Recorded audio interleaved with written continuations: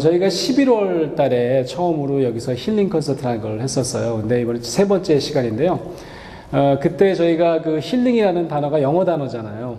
그래서 또 공교롭게도 세려보니까 7개의 그 영어 자음 모음으로 구성되어 있는데, 그래서 저희가 여기가 레인보우 힐이고 7가지 색깔의 뮤직에도 연상시키면서 이제 하나씩 이렇게 힐링을 구성하는 7가지 요소가 뭘까에 대해서 한번 생각해 보려고 그래요. 그래서 이번에 두 번째로 HE 두 번째 그 영어 모음인 E에 대해서 한번 생각해 보려고 그래요.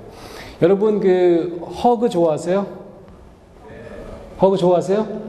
뭐 특별한 분이신가 봐요. 한국 분들은 그렇게 허그 이렇게 자연스럽진 않으시죠. 보통 우리가 목례를 많이 하고요. 악수는 뭐 많이 하는데 이 허그는 그렇게 뭐 자주 하시는 것 같지는 않아요. 뭐 좋아하시는 분도 계시지만 저는 그 미국에서 한 11년 사는 동안 미국에서 처음으로 허그를 배운 것 같아요. 처음에 갔더니 그 대학원 유학을 갔는데 학생들이 전부 다 허그를 하는 거예요. 만나면 그 인사가 허그더라고요. 너무 좋더라고요. 하루에 12번도 더 하는 거예요. 여학생이랑 할 때는 더 좋더라고요. 열심히 했어요. 열심히 했는데 왜 좋을까 생각해 봤더니 지난번에 저희가 그 힐링 할 때 첫 번째 그 H가 홀딩을 의미한다. 안아주는 것이다. 힐링의 시작은 안아주는 것이다. 그랬는데 아마 안기는 느낌이 그런 느낌이거든요. 이렇게 받아들여지는 느낌. 가족처럼 따뜻하게 받아들여지는 느낌인데 아마 제가 외국인이고 이방인인데 이렇게 외국 사람으로서 친구들이 이렇게 안아줄 때 마치 너는 내 친구고 내 가족이야 이런 느낌으로 저에게 다가와서 제가 특별히 좋아하지 않았나 싶어요. 그런데 제가 상담학을 공부하면서 이제 놀라운 사실 하나 발견했는데 그게 뭐냐면 교과서에 보니까 허그하지 말라는 거예요. 허그 잘못하면 큰일 난대요. 큰 코 다친대요. 특별히 상담 중에 제가 이제 남성이면 그 이성인, 여성인 내담자와 상담하다가 손도 잡을 수 있고 혹시 허그를 할 수 있을 텐데 잘못했다가는 관계가 부적절한 관계로 발전할 수도 있고 또 성추행으로 오해받을 수도 있기 때문에 웬만하면 하지 말라는 거예요. 허그를요. 교과서에도 써있고 선생님도 굉장히 강조를 많이 하시는 거예요. 그래도 해야 될 때는 어떻게 하느냐 여쭤봤더니 물어보래요. Can I hug you? 이렇게 물어보래요. 내가 당신 허그해도 되겠습니까? 그래서 그 사람이 뭐 하든지 뭐 이렇게 허락을 하면 그때서야 하려는 거죠. 좀 이상하죠. 그러다가 제가 미국에서 이제 그 미국 교단에서 안수를 받고 목사가 됐습니다. 그래서 이제 미국인 교회 처음으로 담임 목회를 갔는데요. 거기 가서도 허그하는 게 쉽지가 않더라고요. 워낙 제가 쇠뇌를 당해가지고 허그 제대로 안 하면 큰일 난다. 잘못하면 인생 망친다. 뭐 그런 얘기 하도 많이 들어가지고 교인 남자 교인이 찾아와서 저한테 물어보는 거예요. 목사님은 허그를 자주 하시니까 물어보시더라고요. 그래서 제가 뭐라고 그랬겠어요. 잘 안 한다고 그랬죠. 근데 너무 잘 됐대. 다행이래요. 왜 그러냐고 그랬더니 저 이전에 할머니 목사님이 계셨는데 허그를 너무 많이 했대요. 많이 해도 너무 많이 해가지고 아주 힘들었대요. 그러니까 저보고 웬만하면 안 해도 괜찮대요. 그래서 더 안 했죠 뭐. 예배가 끝나면 교인들이랑 이제 주로 악수를 하는데 그래도 막 사랑이 많은 할머니들은 막 허그하려고 달려오세요. 그럼 어떻게 할까요? 그냥 안겨드렸죠. 근데 제가 과감하게 이렇게 함께 하지는 않았던 것 같아요. 그러다 어느 날 불현듯 그런 생각이 들었어요. 이게 허그가 이렇게 나쁜 걸까? 이게 사랑의 표현이잖아요. 그죠? 여러분 키스는 뭡니까? 키스는 입을 맞추는 거잖아요. 그죠? 입 맞춤이잖아요. 키스야말로 정말 아무나 못하죠. 그죠? 사랑의 농도가 가장 짙어졌을 때 할 수 있는 거 아닙니까? 근데 이 허그는 뭘까 생각해 보니까 이게 가슴 맞춤 같더라고요. 가슴을 맞추는 것 같더라고요. 이게 입 맞춤보다는 훨씬 더 우리가 잘 활용할 수 있을 텐데 그런 생각이 들면서 제가 이런 생각을 했어요. 정말 가슴을 맞출 필요가 있는 분들, 공감이 필요한 분들에게는 내가 과감하게 허그를 해야 되겠다. 그때부터 결심을 하고 허그를 하기 시작했습니다. 주로 어디서 했냐면 장례 예배 때 했어요. 장례 예배 때 주로 유가족들은 끝나면 제가 안 하던 허그를 확 해드리는 거죠. 그리고 참석하는 모든 사람들한테도 다 주문을 했어요. 끝나고 나갈 때 그냥 악수하지 마시고 꼭 허그하시라고 유가족들. 또 병원에 가서 신방할 때 허그를 했고요. 환자들 만나면 뭐 피부병 있지 않은 다음에야 확 허그를 했어요. 제가 놀라는 걸 발견했는데 허그를 제가 그래도 3년 동안 그래도 꽤 많이 한 것 같은데 허그를 했을 때 한 절반 정도는 허그를 했던 사람이 눈물을 글썽글썽 하시면서 눈물을 흘리는 경우를 제가 봤고, 또 그 중에 절반은 허그라는 저까지도 눈물을 확 흘리면서 뜨거운 공감을 했던 기억이 있어요. 그러니까 이 허그가요, 그냥 단순한 신체적 접촉이 아니라 그 안에 아주 뜨거운 감정이 교류될 때는 엄청난 심리적 역동을 일으키는 것을 제가 알게 된 거죠. 어쩌면 제대로 한 허그는 키스보다 더 훌륭한 감정적 교류가 있는 것 같아요. 제가 허그와 관련된 동영상 하나를 준비했거든요. 한번 같이 보실게요. 우리는 비장애인과 장애인 상황으로 나눠 안아드립니다라는 내용의 프리허그 캠페인을 해보기로 했습니다. 먼저 비장애인의 모습으로 프리허그가 시작됐습니다. 실험 시간은 1시간. 시작한 지 얼마 되지 않아 많은 시민들이 연달아 연기자에게 안깁니다. 심지어 순서를 기다릴 정도입니다. 기념 촬영까지 할 만큼 좋은 반응. 실험이 시작된 지 30분이 조금 지난 시각, 무려 43명의 시민들이 안아줬습니다. 계속되는 프리허그 행렬. 과연 1시간 동안 몇 명의 시민들이 참여했을까? 참여한 시민의 수는 총 66명. 이번엔 같은 연기자가 같은 장소에서 장애인으로 분장해 프리허그를 시도해봤습니다.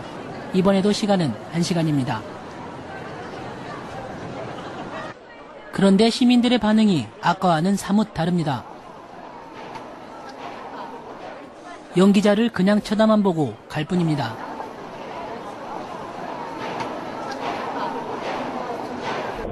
휠체어에서 바라본 세상의 시선은 냉혹하기까지 합니다. 12분이 다 되도록 연기자를 안아준 사람은 단 한 명도 없었습니다. 그런데 그때 한 시민이 다가와 안아줍니다. 처음으로 안아준 이 사람, 어떤 마음으로 안아주었을까?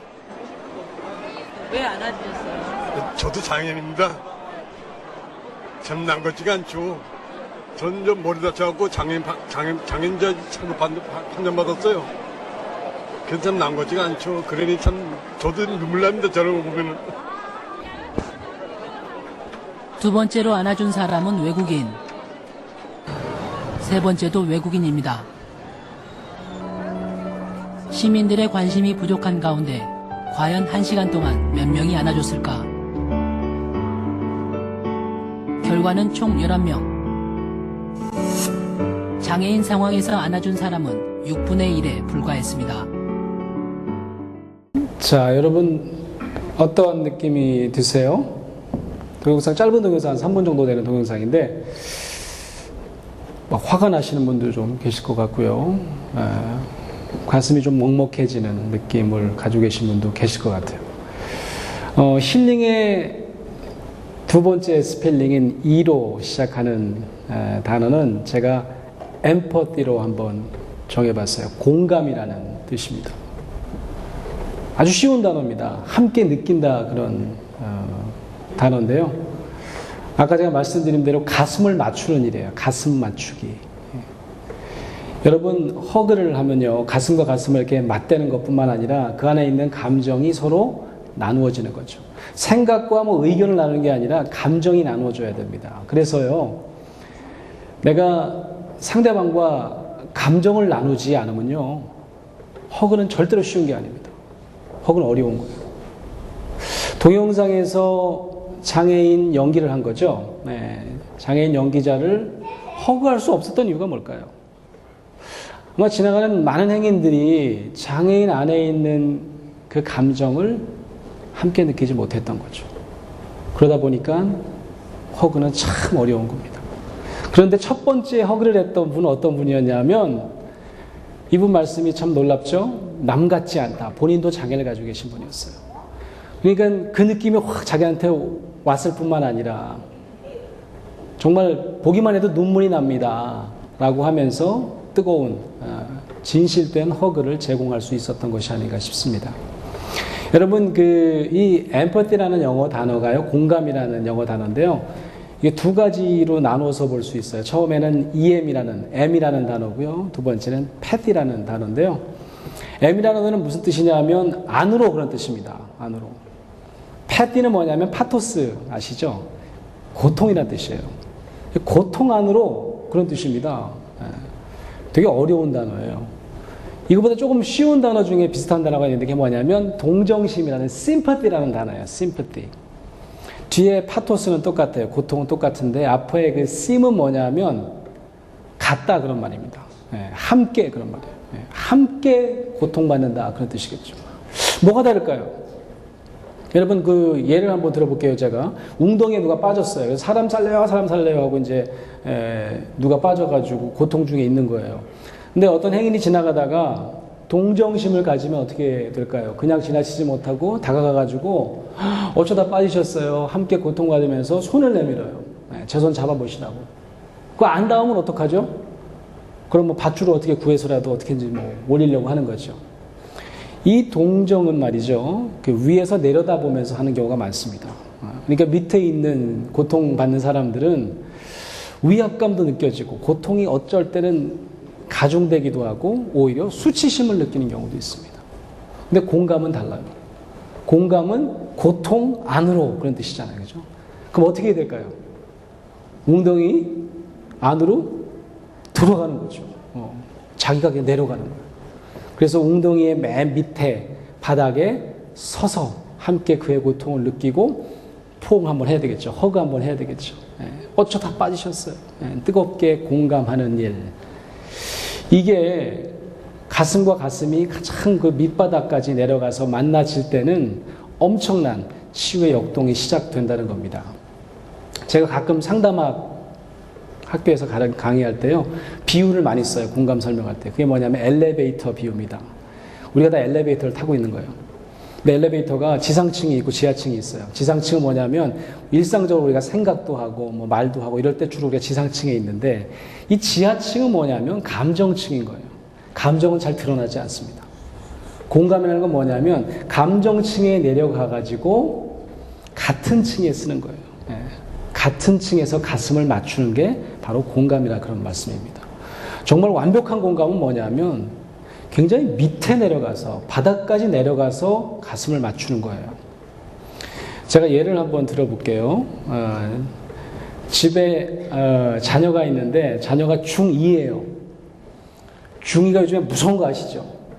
중2 집에 있으면 뭐 무서울 게 없대잖아요. 중2병 뭐 그러시는데 방위병보다 더 무서운 중2병. 뭐 사춘기를 겪으니까 막 소리도 지르고. 중2 딸아이가 이제 학교에서 돌아온 거예요. 근데 문을 꽝 닫고 들어오더니 막 화가 난 것 같아요. 그래서 엄마가 그랬어요. 너 뭐 들어오자마자 엄마한테 인사해야지. 인사 안 하고 뭐해? 그랬더니 됐거든! 그러더니 방으로 들어가서 문을 꽝 닫고 들어갔다고 그랬어요. 어떠시겠어요, 여러분? 어떻게 하시겠어요? 너 미쳤어? 라고 가가지고 함께 화를 내야 되겠죠. 너 안 나와? 문 뭐 어떻게 다시 문 열고 튀어나와 보라고 막 그럴 거예요. 그죠?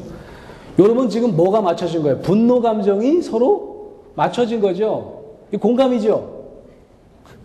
공감이죠. 이거 공감이라고 해요, 안 해요? 이거는 뭐 공감이라고 뭐 구태여 얘기하려면 얘기할 수 있을 거예요. 근데 이걸 공감이라고 하지 않습니다. 왜냐하면 이 분노 감정, 자녀들의 짜증, 이게 주로 굉장히 위층이에요. 지하층을 따지면 맨 위에 있는 감정입니다. 그보다 훨씬 더 내려가야 되는 거죠. 그래서 지혜로운 부모님은 물어볼 거예요. 아, 얘가 무슨 일이 있었구나. 물어봤습니다. 너 무슨 일이 있었니, 학교에서? 물어봤더니 이 중학생이니까 자기 선배, 여자 선배 언니가 있는데 잘 나가는 언니래요. 잘 나가는 언니가 뭔지 아세요? 치마 말아입는 언니들이에요. 얼굴에 분칠하는 언니들이 있어요. 그런 언니들이 지나가는데 자기 부른 거예요. 인사 안 한다고 자기 부른 거예요. 그러면서 자기가 좋아하는 오빠들이 있는데 그 오빠들 앞에서 핀잔을 주고 망신을 준 거예요. 얼마나 창피했을까요? 자존심이 막 그냥 상하면서 수치심을 꾹꾹 참으면서 집에 돌아봤어요. 그 집에 돌아봤더니 엄마가 뭐라 그래요? 너 왜 인사 안 하냐고 또 그러죠. 그러니까 좀 전에 느꼈던 수치심이 또 느껴지려고 그래. 그러니까 어떻게 죽겠는 거죠. 그러니까 그 수치심을 안 느끼려고 갑자기 반사적으로 짜증이 확 올라오는 거예요. 분노가 느껴지는 거죠. 그러면 공감을 잘하는 부모님은 어떻게 하시는 분일까요? 이야기를 잘 듣고 아이고 내 새끼 얼마나 속상하고 아이고 얼마나 억울하고 얼마나 창피했겠어. 아이고 일로 와봐봐 내가 안아줄게. 꽉 한번 안아주셨다 그러면 그 아이의 상한 아마 자존심이 뭐 깨끗하게는 아니겠지만 치유될 수 있는 이제 시작이 된다는 거죠. 그러니까 공감이라는 게 정말 중요한 거죠. 그 제가 가끔 자녀 특강 가면 그런 얘기합니다. 자녀가 부모님인 우리에게 와서 내가 이런저런 일이 있었어 엄마 그러면서 눈물을 뚝뚝 흘리면서 얘기할 수 있었다. 그런 분 손 한번 들어보시라고. 가끔 드세요. 그러면 제가 그럽니다. 너무 그동안 잘하셨다고. 공감을 굉장히 잘한 증거라고. 그러니까 자녀가 와서 자기 얘기도 하고 자기 얘기하면서 눈물까지 흘릴 수 있는 거죠. 제가 그런 생각을 자주 해봅니다. 우리 장애를 가진 자녀를 둔 부모님들이야말로 정말 가장 공감을 잘하시고 자녀를 늘 품에 안으시면서 참으로 많은 눈물을 흘리셨던 분이 아닐까.